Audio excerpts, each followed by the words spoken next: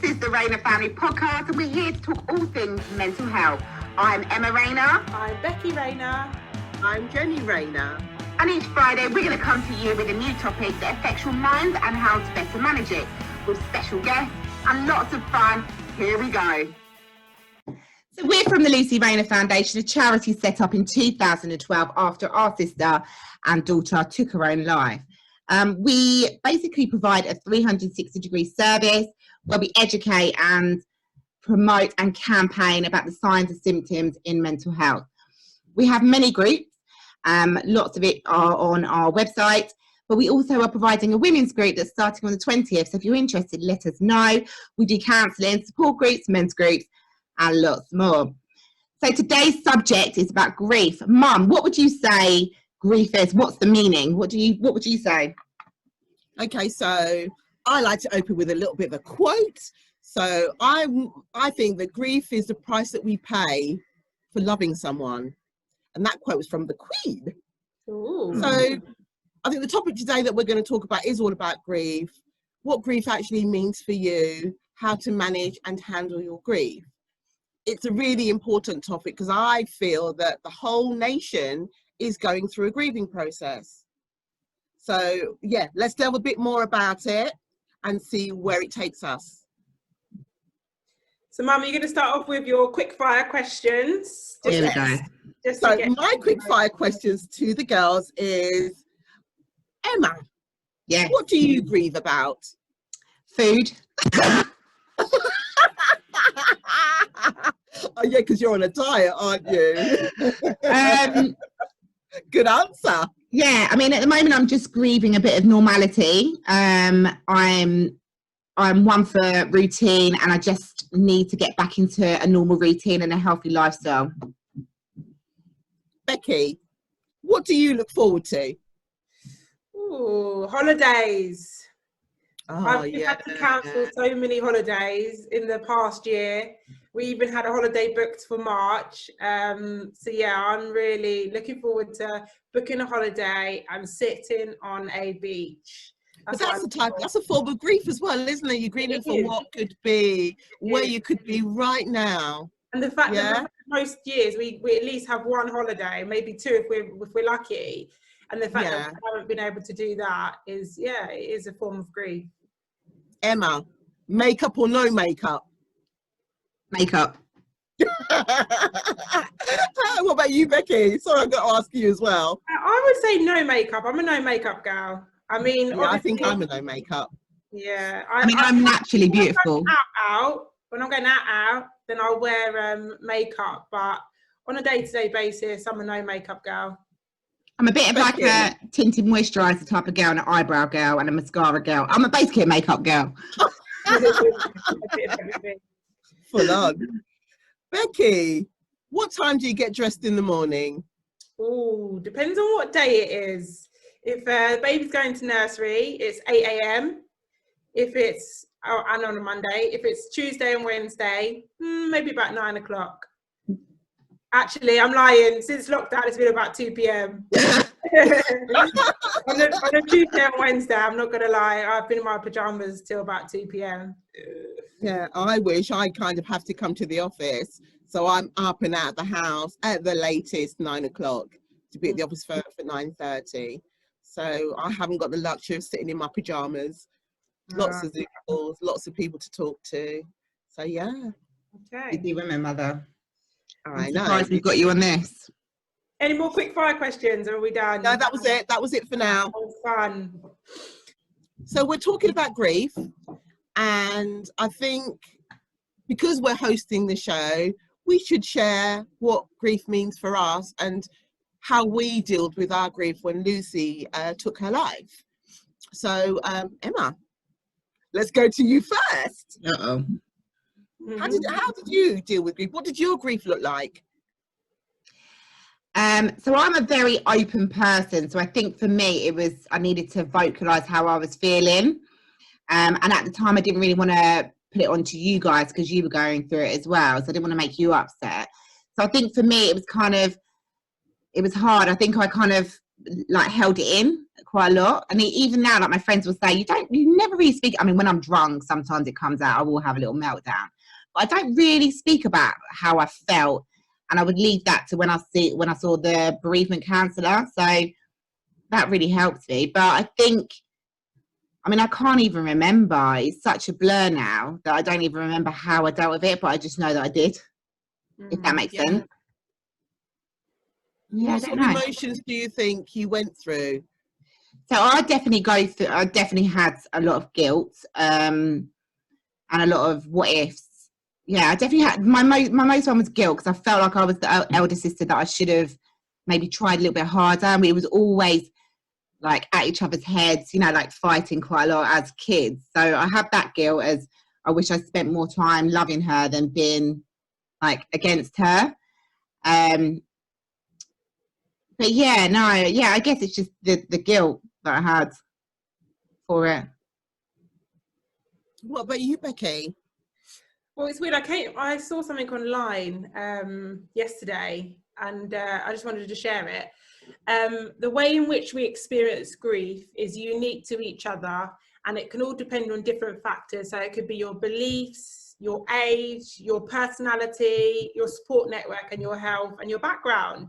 Yeah. It was really interesting for me and Emma, because it's true in saying that it is really unique to one another, because my experience with grief to Lucy's death was completely different to Emma's. And obviously we've been brought up in the same household, but I think generally it's down to personality, it's down to age, it's down to our experiences and our beliefs. Yeah. And for me, my way of dealing with grief was just to get on, just to go back to normality, not even have to cope think about it, have to cope with everyone else's feelings, emotions, and just to get on. And I think my escape was going back to university and being able to get away from that, which is what I needed, which was good, because I was able to deal with my grief that way. And obviously I did feel the emotions. It wasn't just the case of, oh, my sister's died and that's the end of it. Obviously I went through the stages of like being really teary and sad about the situation, and like Emma said, I probably shared the same thing with her, with the guilt and being so close to Lucy in age, and thinking, why didn't I know? Surely being so close, I should have been the person to have known. So yeah, I think there's some crossovers in terms of our experiences, but at the same time it's so unique to each individual in how they cope with the grief and how they deal with it. And I'm sure, Mum, your experiences are completely different to mine and Emma's. Yeah. Yeah, yours? So my experience was, as a mum, I had, again, the guilt. She knew that we loved her so much. Why would she do that to us? That was what really, and that hurt me. That really, really did hurt me. The fact that she knew the devastation it would cause us, because we're a tight family. So why would she want to do that? And it's the lack of, why didn't I know, the understanding of what mental health was at the time.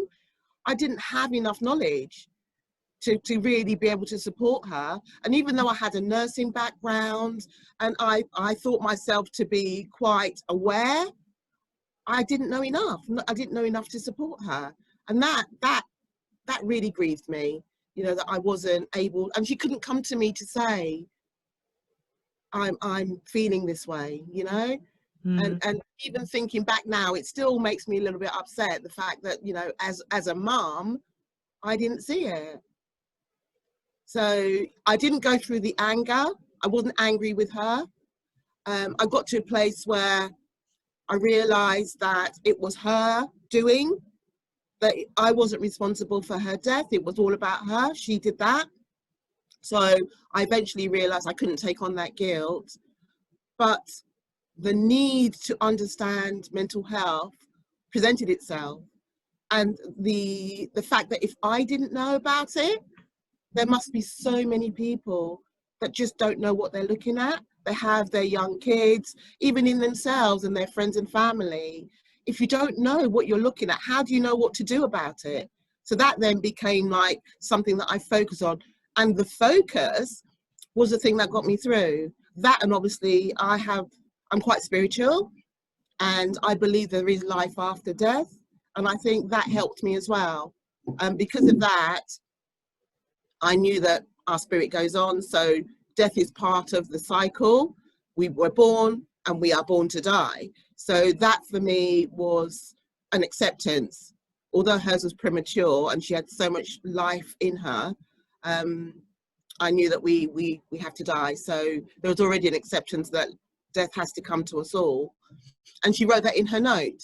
So that was a bit of a comfort for me. But my main thing, my grieving process took in action, in understanding what mental health was, focusing on the charity, getting that off the ground, and really kind of supporting you guys. I'm not one to constantly break down and cry. I always put things into action, and that's the way that I deal with my grief, is to plow myself into something and work my way through it. It's not that I don't grieve in the same way, you know, as you said, everyone grieves in different ways, but I felt that that was what I needed to do for myself. And I think the main important thing is to allow everybody to grieve in the way that they need to grieve, and not say that you're doing it wrong or you shouldn't be doing that, because we all do it differently. Another thing I wanted to add as well is not to put a time frame on it as well. I know that people put themselves under pressure, like it's still, it's been 8-9 years since Lucy passed away, and still to this day we still get upset, we still hear things that triggers us, and I think it's a case of just being like, it's okay to still feel these emotions. And or for some people it might be a case of they might feel that they haven't grieved, and it's like, oh, maybe I should be grieving. And it's like, there's no time frame. Everyone's time frame and like you said, how they deal with it is very different. It's really weird. No, go on, Emma. I was saying it's really weird actually you say about the whole trigger thing. And so yeah, it has been 8-9 years this year. And EastEnders had, it's so random, it was EastEnders, you know, Lucy Bill. She had, they're setting up a new foundation. It's called the Lucy Foundation. And I don't know why, but that set me off. Yeah.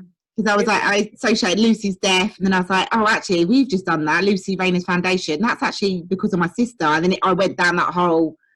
I think another way, another thing for grief at the moment, which is the most current topic, is COVID-19, and how so many people have been affected by COVID, and that lots of people are grieving, and it could be the smallest thing that they're grieving over to the biggest thing of losing somebody.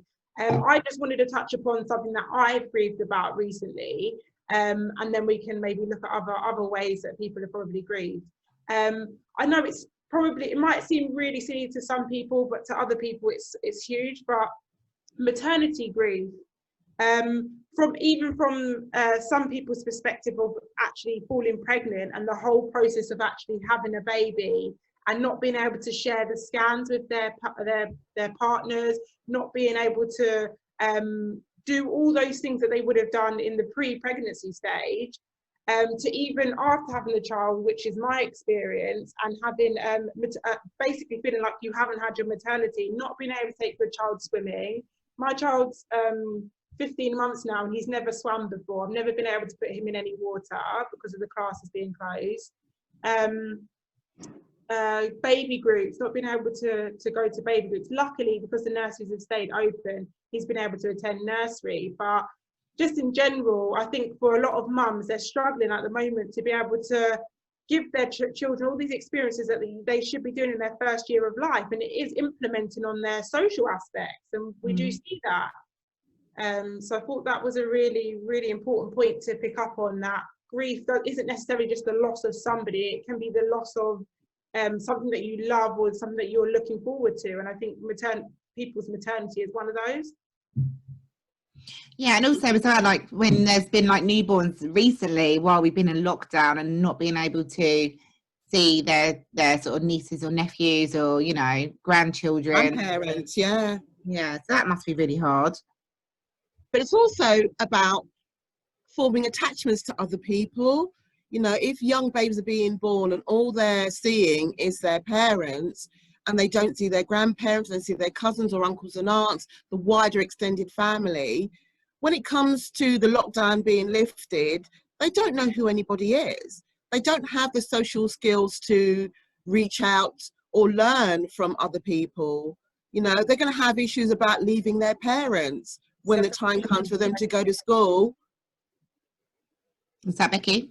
Sorry, separation anxiety. Absolutely. And I'm feeling it with Isaiah sometimes.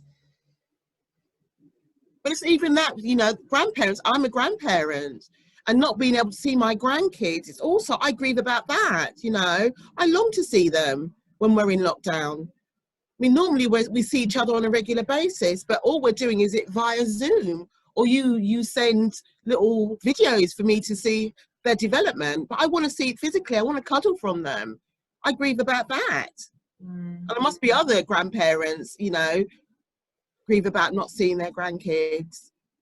And then I think on a larger scale is obviously the COVID that is taking many of our loved ones. That's a huge thing, that people aren't able to get into the hospitals to see their loved ones, to say goodbye to their loved ones. And I think there's a huge amount of guilt for people that are passing the COVID on to their loved ones, not doing even realising, exactly. Yeah. And then they're passing, you're not even able to see them, you're not even able to speak to them. Or say goodbye. Or say goodbye. So that's a huge thing at the moment, I guess, with people grieving their loved ones. And then you've also got like the people that have had weddings, that have had to cancel weddings this year, and funerals, you know, not being able to do send-offs like we used to, like we did for Lucy. I mean, we had hundreds of people at ours. So I couldn't imagine losing Lucy and only having us. How that it's would just feel. like it's like celebrating. You can't celebrate. You can't enjoy the good things, you know, the milestones of life that you used to be able to. You know, as a nation, we like to celebrate stuff. Yeah. But during lockdown, you can't do any of that. I was going to say, actually, I love a good celebration. That gets me through life, knowing that I've hit milestones and goals and things like that. So it's like birthdays for me is a massive. I mean, we have like a week-long birthday, but you can't do that. It's just.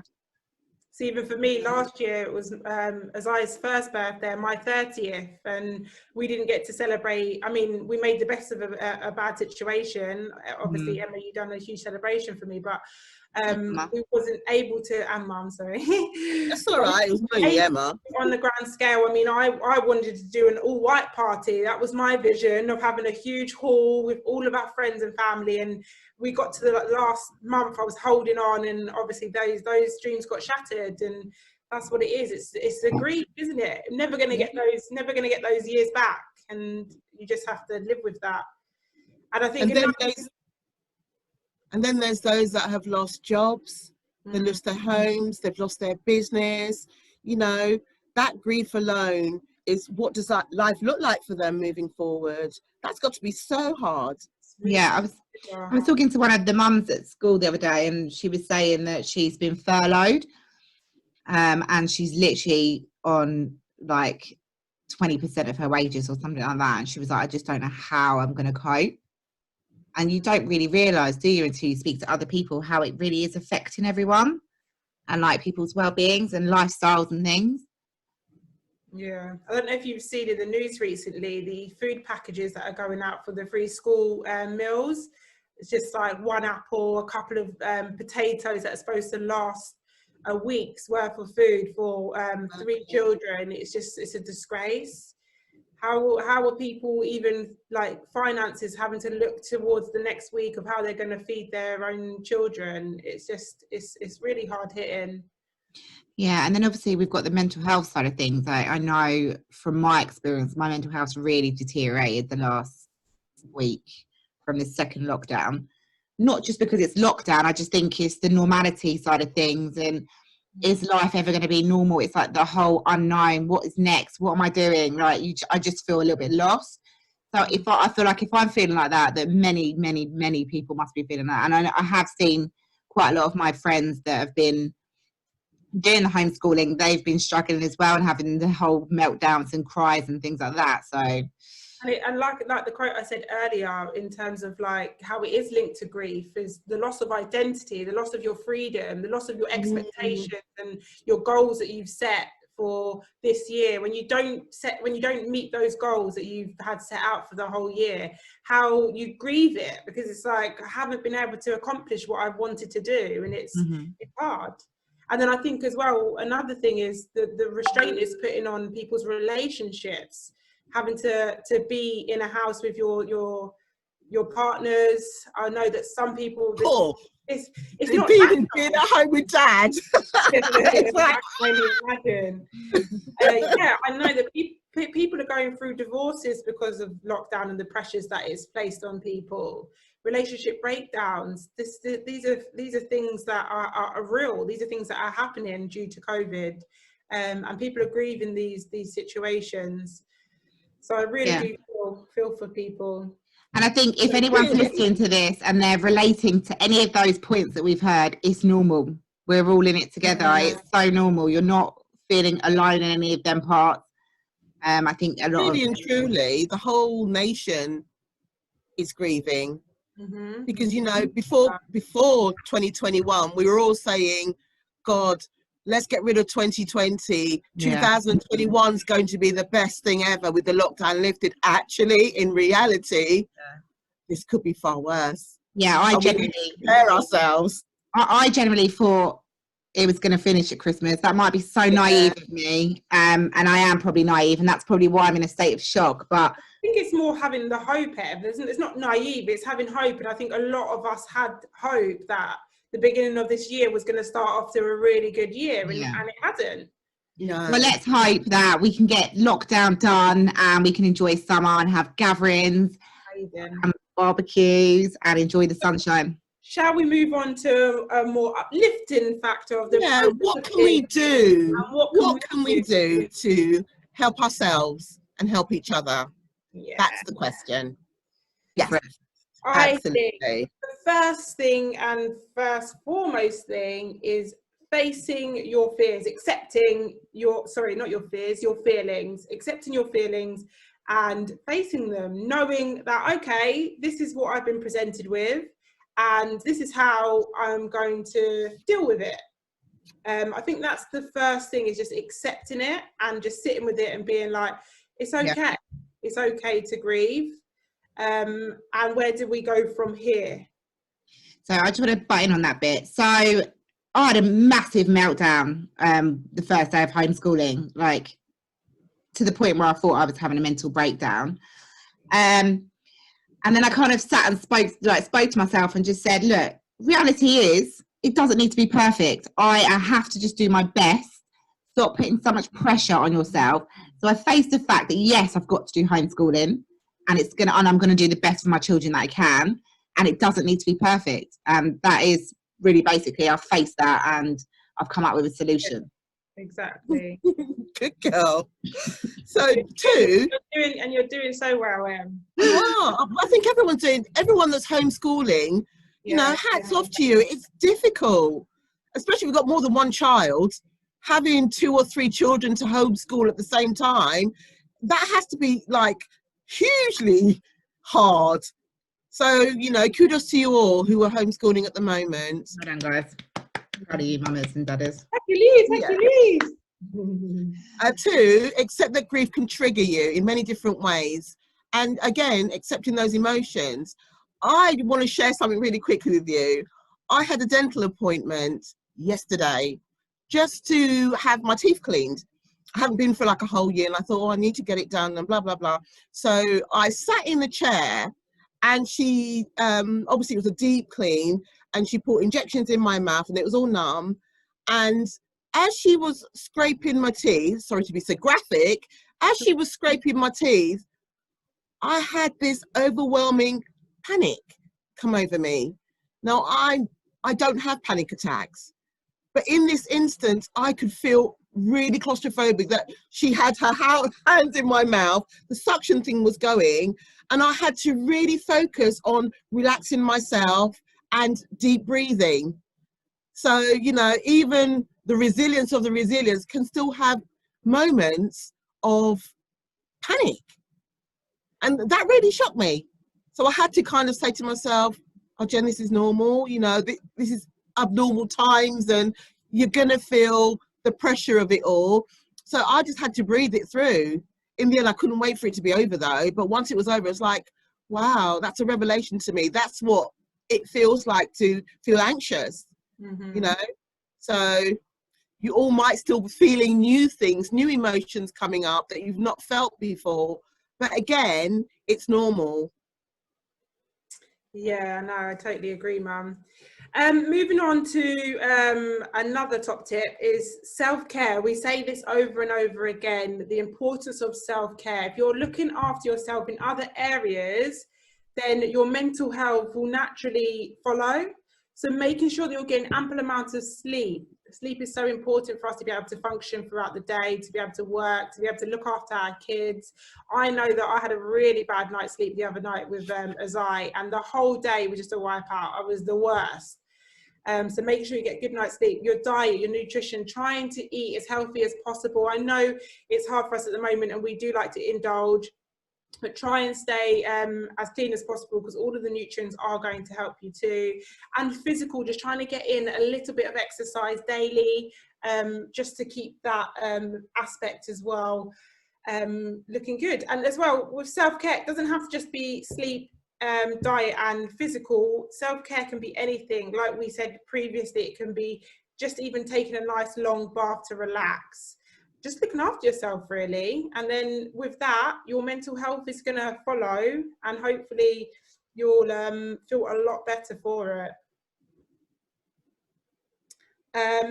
Next one, drawing on your faith. I think Mum, you mentioned this earlier about your spirituality and how that helped you through your process of grief. I think for a lot of us, some of us may not have a faith to follow, that's fine, but for a lot of us we do have a faith, and holding on to that faith is important for us to pull us through these hard times.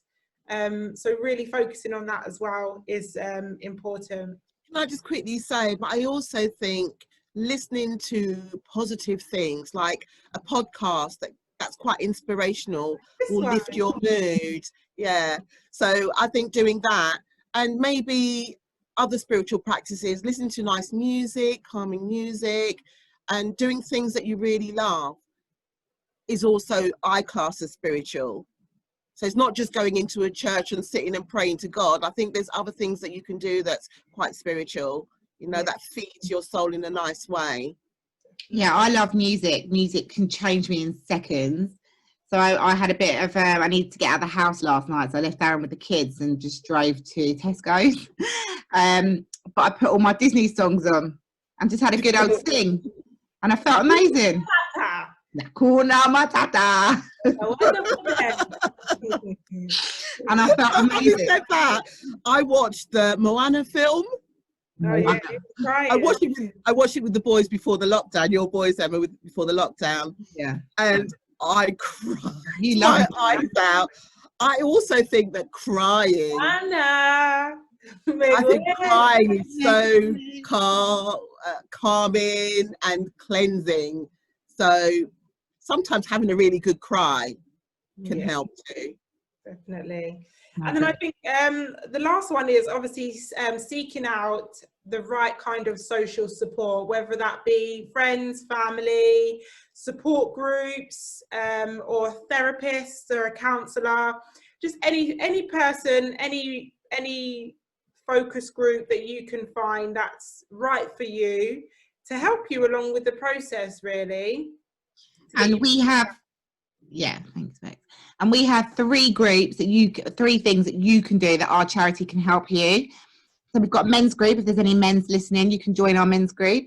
We do one-to-one counselling. So if you're struggling, please be in touch and we can help you on that side. And then the women's group is coming on the 20th. So if you want to have a little bit of you time and join our group, then please do.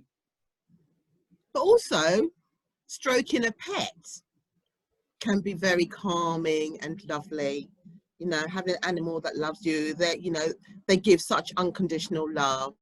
It's nice just to sort of sit with an animal and go for a walk with the dog, stroke the cat, feed the rabbit or the guinea pig that you have. And, caring for something else besides yourself is also really helpful to your mental health.